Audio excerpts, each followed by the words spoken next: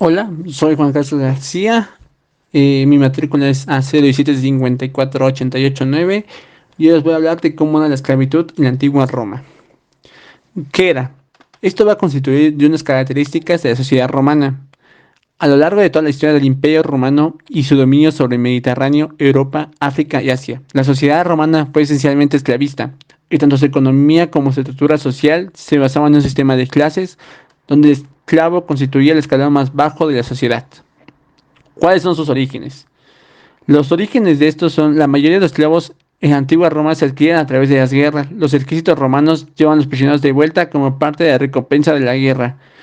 Y también había compra de esclavos, donde durante el templo, de frente del templo de Pietas, estaba la columna lactaria, donde eran depositados expuestos, es decir, ius exponendi, en latín. Los bebés abandonados, es decir, los que el pater familia se negaba a reconocer para que alguien les adoptara, esto casi nunca ocurría, sino que lo recogían personas que los convertían en esclavos, si eran hombres, y en prostitutas, si eran mujeres.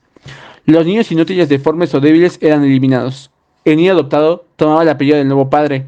Cuando un esclavo tenía un hijo, era responsabilidad de su amo aceptarlo en la familia.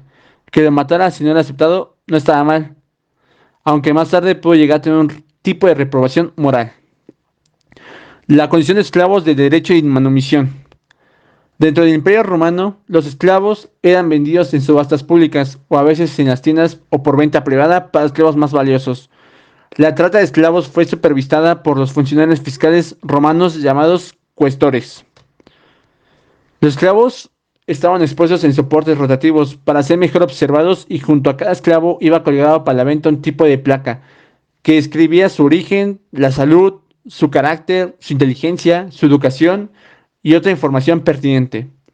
Eran expuestos desnudos. Los precios iban variando dependiendo. Los niños esclavos eran más baratos que los adultos, y entre estos últimos los más valiosos alcanzaban precios equivalentes a miles de dólares de hoy en día.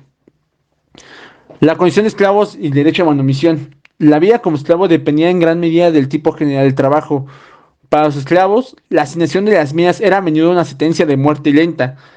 A los esclavos agrícolas les iba mejor, mientras que los esclavos domésticos de las familias ricas de Roma probablemente disfrutaban del más alto nivel de vida de los esclavos romanos. Los esclavos domésticos se podían encontrar trabajando como peluqueros, mayordomos, cocineros, empleadas domésticas, enfermeros, maestros, secretarios y costureras.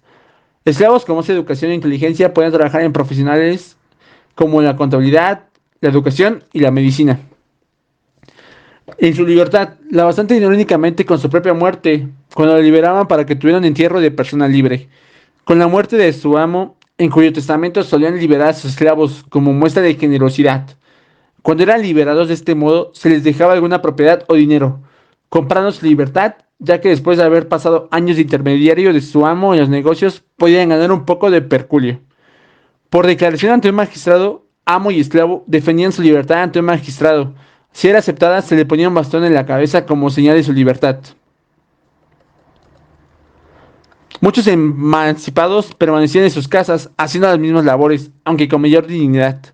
Los esclavos eran propiedad absoluta de su dueño, carecían de personalidad jurídica, de bienes y hasta de su propia familia.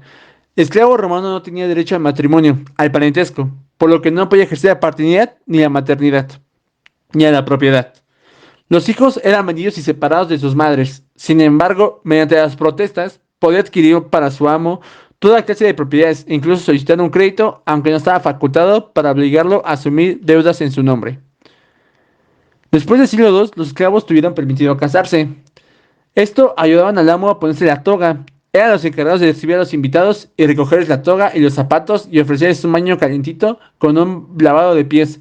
Los más guapos y de mejores modales servían la comida, vestidos de colores vivos.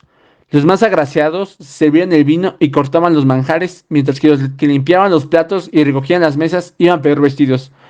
A cada invitado se le ponía un esclavo a sus pies para que se pusieran a sus órdenes.